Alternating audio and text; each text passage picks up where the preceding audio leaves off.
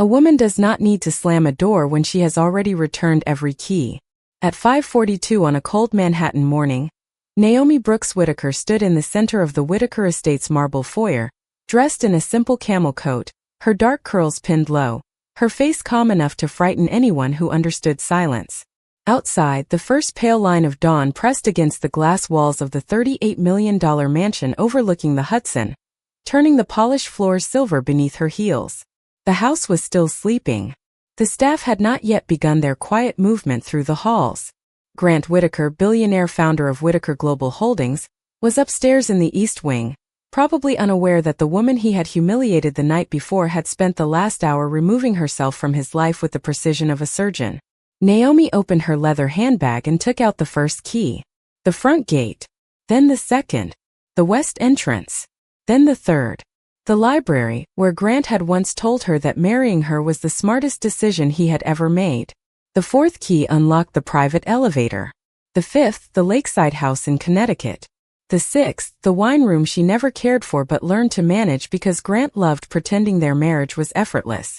One by one, the keys landed on the marble table with soft, final sounds. No drama. No shattered glass. No raised voice. Just metal touching stone. Each small click closing another year of loyalty. Mrs. Whittaker? The voice came from the hallway. Elias, the estate manager, stood frozen near the staircase, his gray uniform perfectly pressed, his eyes filled with the kind of worry polite people try to hide.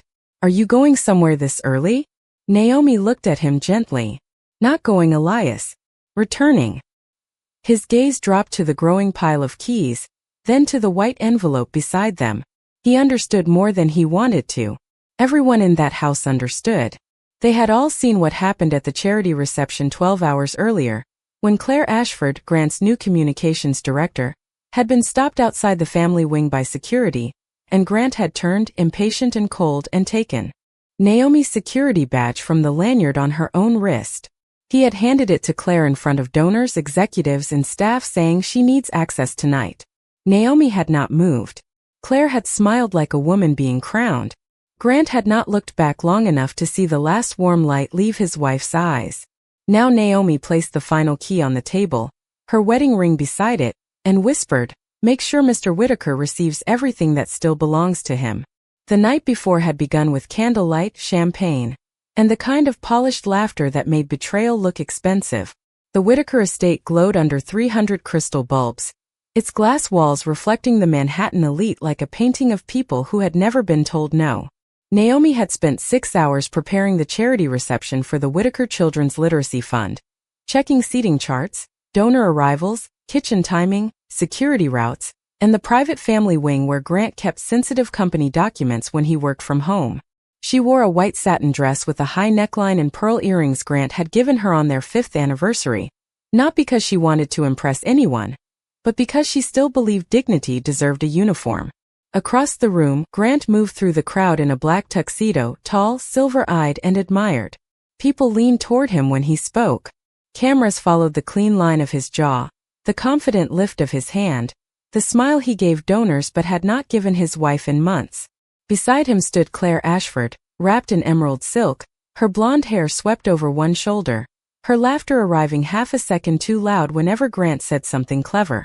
She was new to Whittaker Global, but she had learned the estate quickly. Too quickly. She knew which staircase led to the executive study.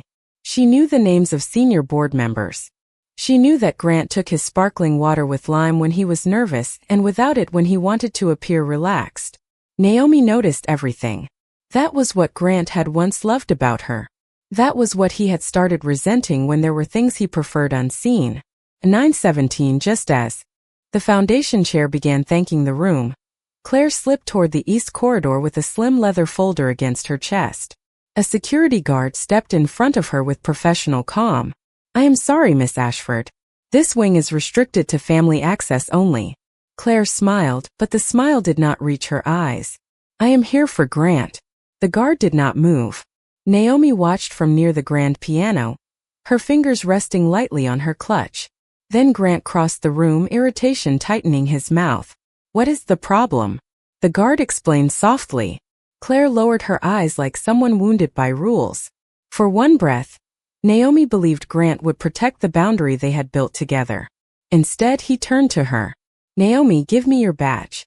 The room did not stop, but its warmth did. Conversations thinned. Silverware paused over plates. Naomi looked at him, waiting for the man she married to return. He did not. When she did not move quickly enough, Grant stepped closer, removed the badge from the small gold clip at her waist, and placed it in Claire's waiting hand. "She needs access tonight," he said. Naomi looked at Claire's fingers closing around her name, then back at her husband. In that moment, the marriage did not explode. It simply unlocked from the inside. Before the marble foyer, before the cold click of keys on stone, before Claire Ashford learned how easily a badge could make a woman feel powerful, there had been a time when Grant Whitaker looked at Naomi Brooks as if she were the safest place in a dangerous world. 7 years earlier, Whitaker Global Holdings was not the untouchable empire the magazines described. It was growing fast, too fast, with offices in New York, Chicago, Dallas, and San Francisco. But behind the glass walls and investor applause, the company was fragile in ways Grant refused to admit. One leaked schedule had cost them a private acquisition meeting. One careless executive assistant had sent confidential files to the wrong client. One disgruntled contractor had walked through the lobby with an expired visitor pass and reached the 42nd floor before anyone noticed. Grant had money, ambition, and a name that opened rooms, but he did not yet understand protection. Naomi did. She had grown up in Atlanta with a mother who taught high school history and a father who managed facilities for a federal courthouse, and from both of them she learned that dignity was not just how a person stood in public. It was how carefully they guarded what mattered when nobody was watching. By 28, Naomi had built a quiet reputation in corporate risk management, the kind of woman who could study a building, a calendar, or a conversation and find the weak point before anyone else knew there was one. Grant first met her after a cybersecurity panel in Washington, D.C., where she challenged a room full of executives with one simple sentence. "Access without accountability is not leadership. It is exposure." He remembered the sentence. Then he remembered her face. Deep brown skin glowing beneath conference lights, dark eyes steady behind no-nonsense elegance, voice measured enough to make powerful men sit straighter.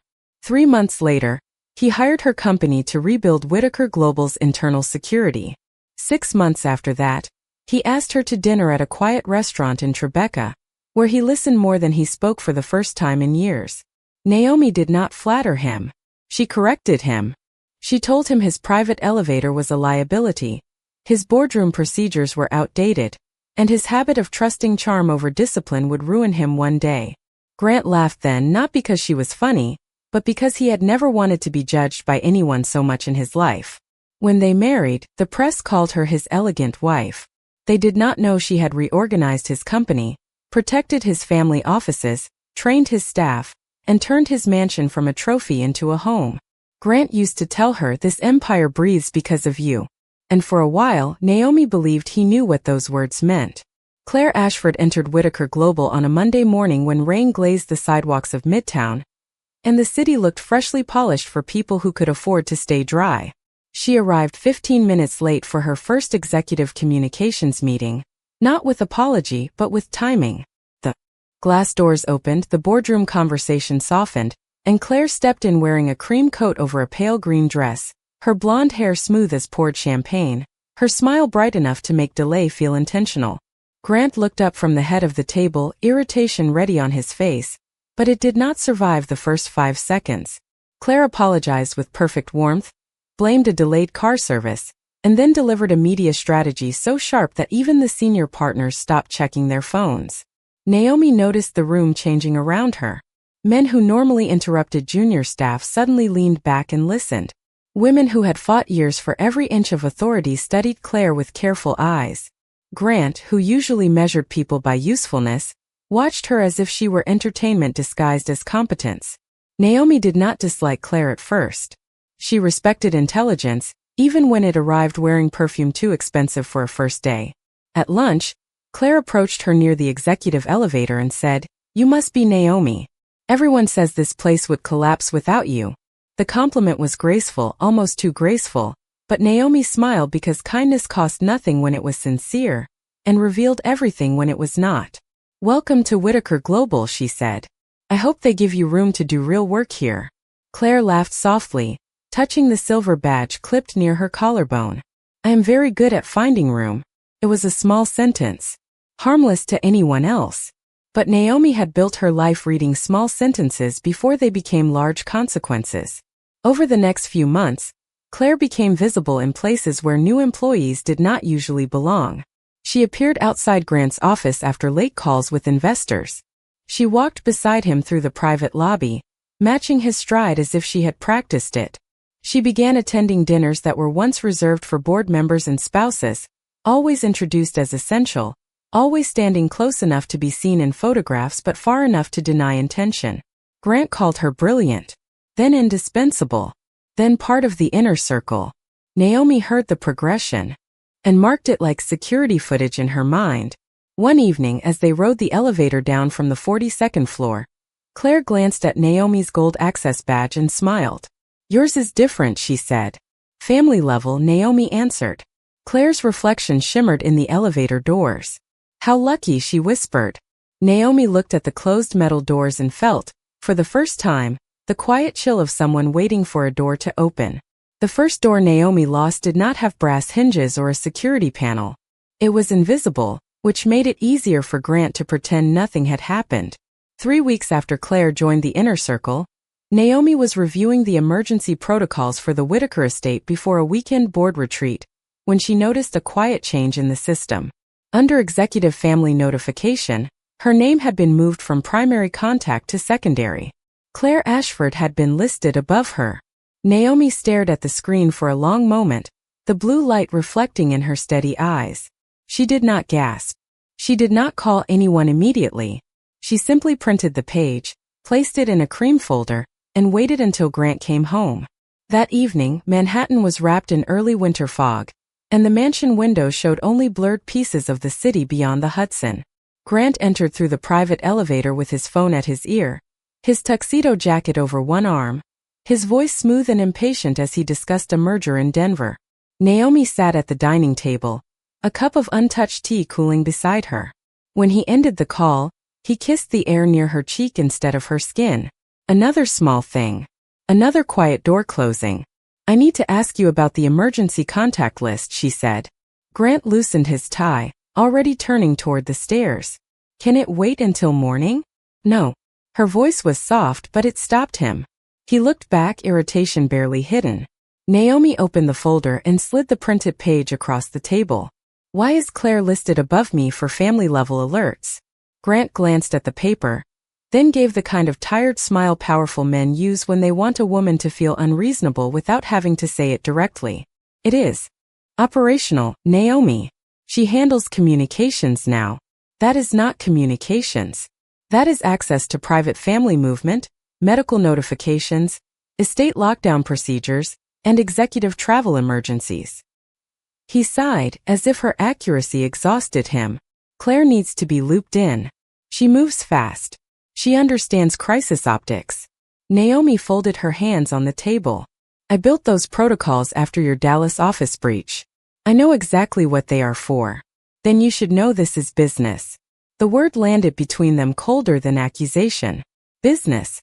Naomi looked at the man who once asked for her opinion before changing the code to his own garage. She remembered late nights mapping escape routes, staff clearances, investor arrivals, and private schedules while Grant slept on the sofa beside her, trusting her with everything that could ruin him. Now he was giving pieces of that trust away and calling it efficiency. "Is that what we are calling it now?" she asked. Grant's jaw tightened. "Do not turn this into something emotional." Naomi picked up the folder, smoothing its edge with one thumb. "I am not emotional, Grant. I am observant." For the first time that night, he had no answer. The house hummed around them, warm and expensive, but Naomi felt the first draft of winter under the door. By the night of the charity reception, Naomi already knew the house was preparing to betray her before Grant found the courage to do it himself. The signs had become too polished to ignore. Claire's name appeared on the valet list without Naomi approving it. The florist sent emerald orchids instead of the white gardenias Naomi had selected, and when she called to correct the order, the coordinator said Miss Ashford had requested something more modern. Grant's assistant forwarded the final guest program with Claire seated 2 chairs from him at the head table, while Naomi had been moved beside a retired donor who needed help remembering names. Every small change wore a clean suit and called itself logistics. Naomi corrected what mattered, left what did not, and walked through the estate with the calm of a woman memorizing a place she might never again call home. By 7 o'clock, the mansion had transformed into a cathedral of wealth. Black cars curved through the gated drive. Guests stepped onto the heated stone entrance in designer coats, shaking rain from umbrellas held by staff who knew how to disappear. Inside, candlelight trembled across silver trays, champagne glasses, and the grand staircase where Naomi had once stood on her wedding day, laughing because Grant kept stepping on the hem of her dress during photographs. That memory returned as she adjusted the pearl clasp at her wrist. It did not hurt loudly. It hurt with manners. Claire arrived at 7:23, late enough to be noticed, dressed in emerald silk that matched the orchids she had chosen without permission. Grant met her near the foyer before he greeted several board members who had flown in from Boston. Naomi watched him place one careful hand at Claire's elbow while guiding her through the crowd. Not intimate enough to accuse. Not professional enough to excuse. That was the cruelty of it.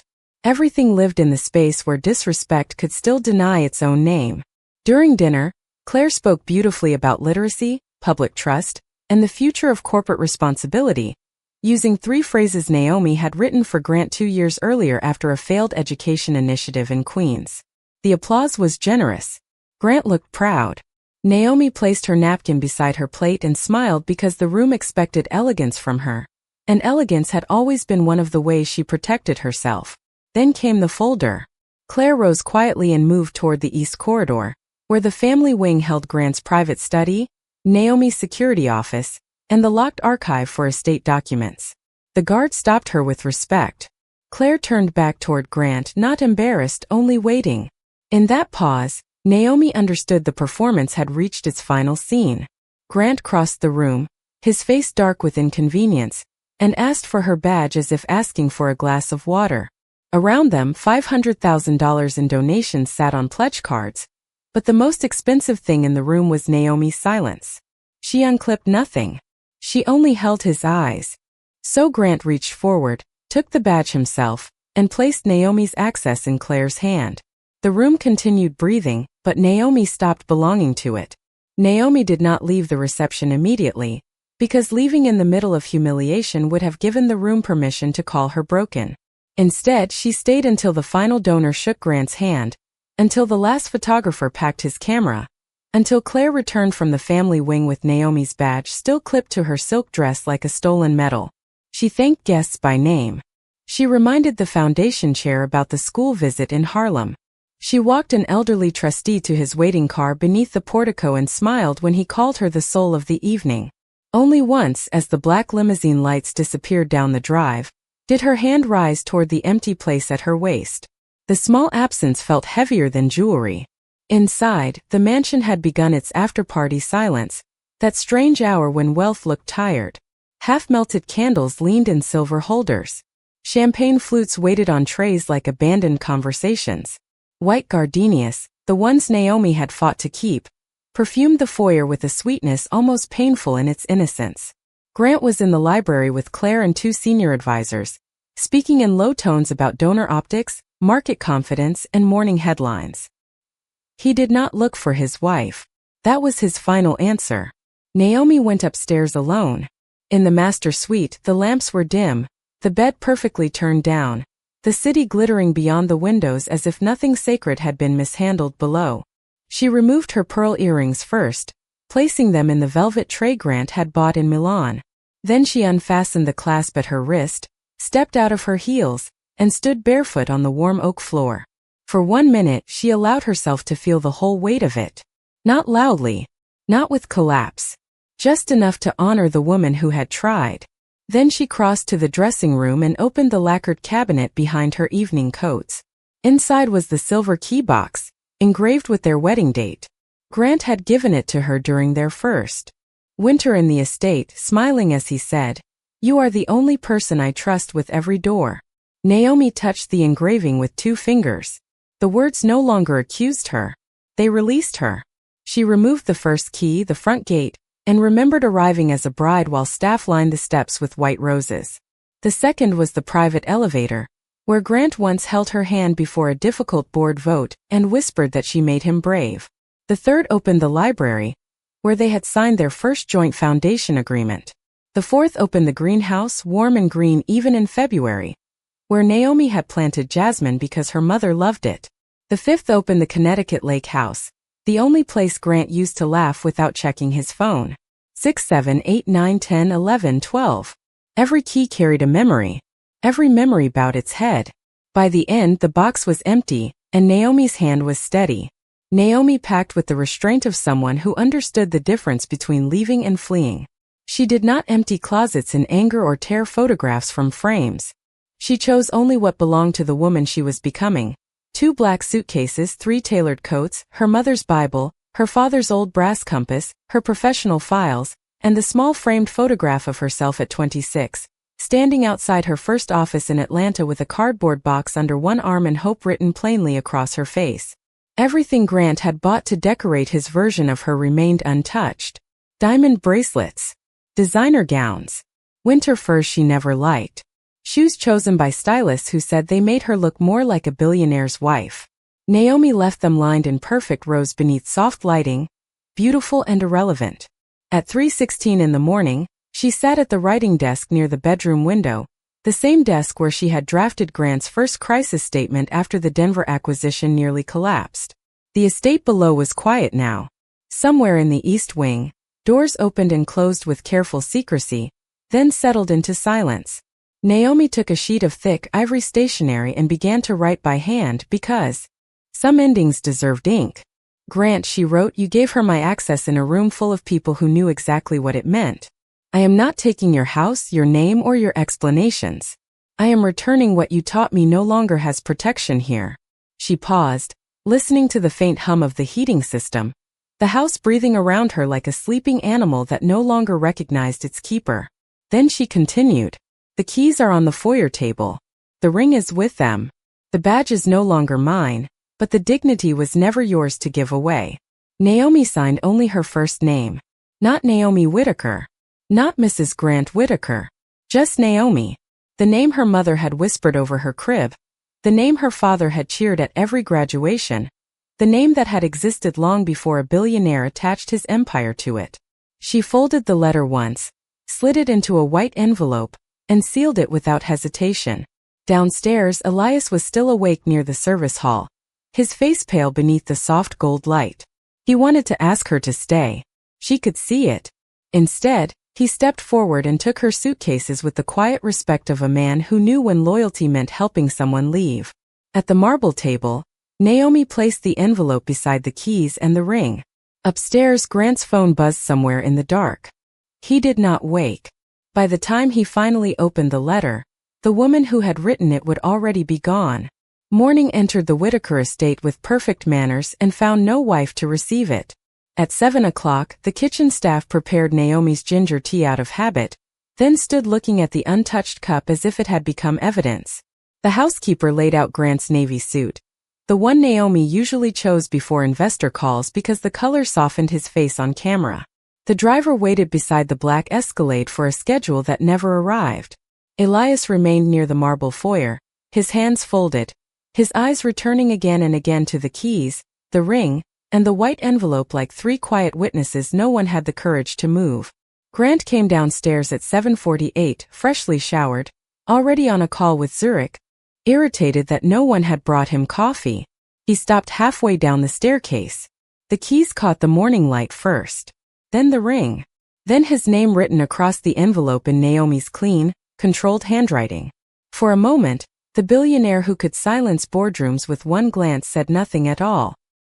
He ended the call without a word and walked to the table. Elias stepped back. Grant picked up the envelope, opened it and read slowly. Once. Twice. His expression did not break, but something behind it shifted, like glass accepting a crack too fine to see from far away. She left? He asked, though the answer was resting in front of him. Elias lowered his gaze. Mrs. Whitaker departed before dawn, sir. Grant looked toward the staircase, then down the hall toward the east wing, where Claire had been given access the night before. His jaw tightened, not with grief yet, but with the offended disbelief of a man who thought loyalty should wait patiently while he tested its limits. By noon, the estate began revealing how much of its peace had been Naomi's work. The Literacy Foundation director called twice because the Harlem school visit had not been confirmed. A donor from Boston complained that his thank you letter used the wrong family name. The florist delivered another set of emerald orchids, and Grant ordered them removed so sharply that the staff went silent. Claire arrived after lunch wearing dark sunglasses and a cashmere coat, holding Naomi's badge in one hand as if it were a backstage pass to a life she had already won. She tried to step into the kitchen to ask for sparkling water, but the staff looked through her with polished obedience and no warmth. She had access, yes, but access was not belonging.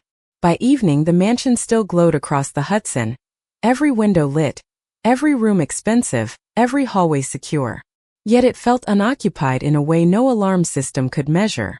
Grant stood in the library surrounded by leather, art and silence, finally understanding that Naomi had not only returned the keys. She had taken the home with her. Naomi's first apartment after leaving the estate was not large enough for sorrow to become theatrical. It sat on the 4th floor of a brick building in Brooklyn, above a bakery that opened before sunrise and filled the stairwell with the smell of warm bread and cinnamon. The bedroom window faced another building's fire escape. The radiator hissed too loudly.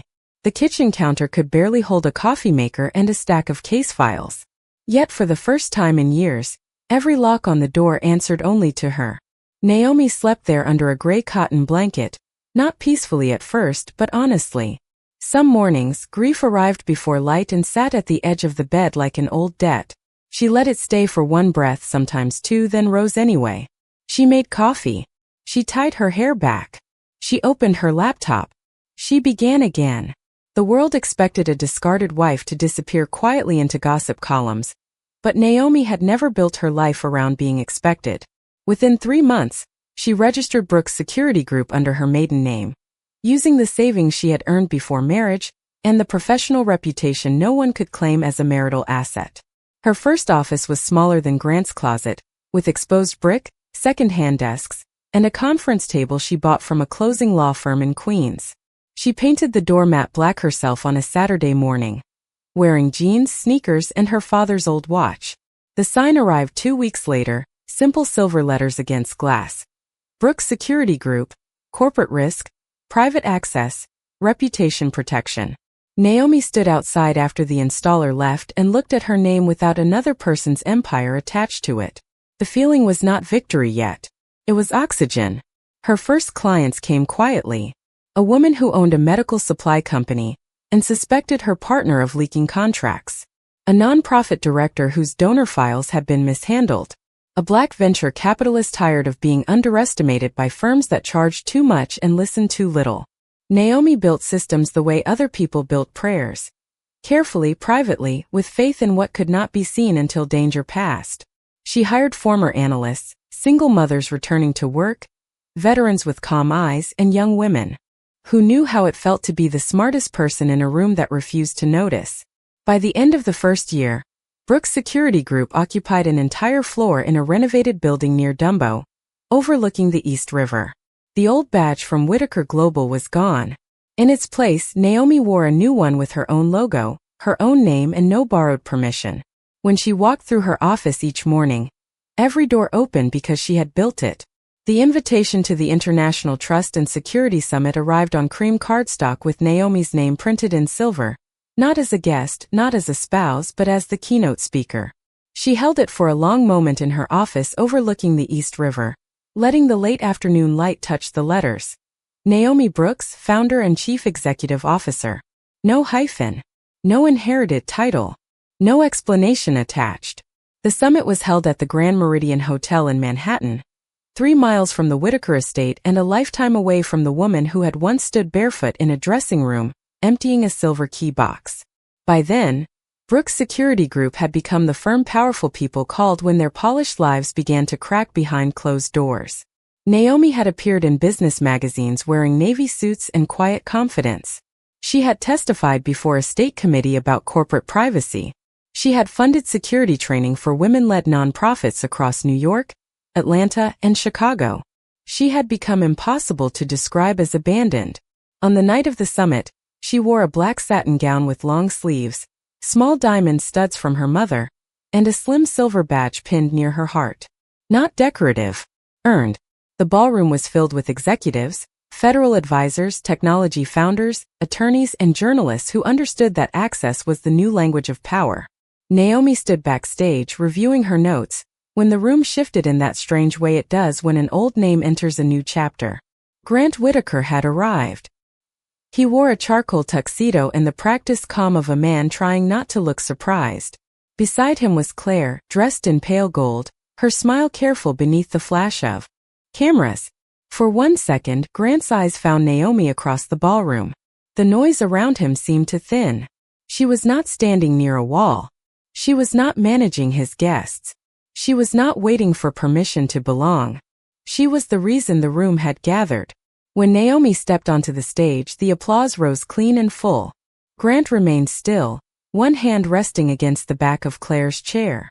Naomi placed her notes on the podium and looked out at the audience, her voice calm enough to make every sentence land. Access without respect is only trespassing dressed in expensive language, she began. A soft murmur moved through the ballroom. She spoke about systems that fail when leaders confuse closeness with trust, about organizations that collapse not from outside threats but from private arrogance, about the danger of handing keys to people who admire power but do not understand responsibility. She never said Grant's name. She did not need to. By the time she finished, the room was standing. And for the first time in Grant Whitaker's life, he was not the most powerful person beneath the chandelier. The applause had barely faded when Grant's phone began vibrating against the white linen tablecloth. At first, he ignored it, his eyes still fixed on Naomi as she stepped down from the stage with the grace of a woman who had learned to carry history without letting it bend her back. Then the screen lit up again. And again. His chief legal officer. His head of cybersecurity. His board chairman. Grant's hand closed around the phone, and the old instinct returned, the instinct to control the room before the room understood there was a problem. He walked into the marble corridor outside the ballroom, where the music softened behind closed doors and the chandeliers reflected in black glass. "What happened?" he asked. The voice on the other end was tight. "We have a breach. Confidential acquisition files were accessed from the estate archive and transmitted to an outside server." Grant turned toward the window. "Which credentials?" There was a pause long enough to become an answer. "Claire Ashford's badge." The corridor seemed to lose temperature. Grant looked through the glass doors and saw Claire inside the ballroom, smiling beside a venture capitalist, one hand resting lightly on the clutch she never let out of sight. His mind moved quickly, rejecting the obvious, searching for a cleaner explanation, a technical error, a copied credential, anything that did not lead back to the woman he had defended at the cost of the one person who had warned him. The timestamp came next. 2:13 in the morning, the night of the charity reception. East Wing Archive. Family-level access. The words arranged themselves with merciless order. Naomi had been gone by dawn. Claire had still possessed the badge. Grant ended the call and stood still while people moved around him with champagne and polished laughter, unaware that an empire was beginning to shake beneath the carpet. He returned to the ballroom with a face made of stone. Claire saw him coming and smiled too quickly. "Is everything all right?" "Not here," he said. Her smile thinned. They stepped into a private side room lined with antique mirrors and cream wallpaper. Grant closed the door softly. That softness frightened her more than anger would have. "I need your bag, Claire." She blinked. "Excuse me?" "Your bag. Now." She gave a little laugh, light and wounded, the performance almost perfect. "Grant, you are embarrassing me." He looked at her the way Naomi had once looked at him across the dining table, not emotional, observant. "The access logs show your badge entered my archive at 2:13 in the morning." Claire's face did not collapse. It calculated. That was when he finally understood. She had never wanted his heart. She wanted proximity, passwords, names, leverage, the warm glow of a billionaire's trust without the burden of loving anything beyond herself. When security reviewed her clutch, they found a company flash drive, 2 private client summaries, and a hotel keycard registered under a rival consultant's name. No one shouted. No one needed to. The evidence spoke in a language Grant could not charm into silence. Across the hall, Naomi stood near the ballroom entrance, speaking with a federal advisor, her silver badge catching the chandelier light. Grant looked at her and remembered the letter he had read too late.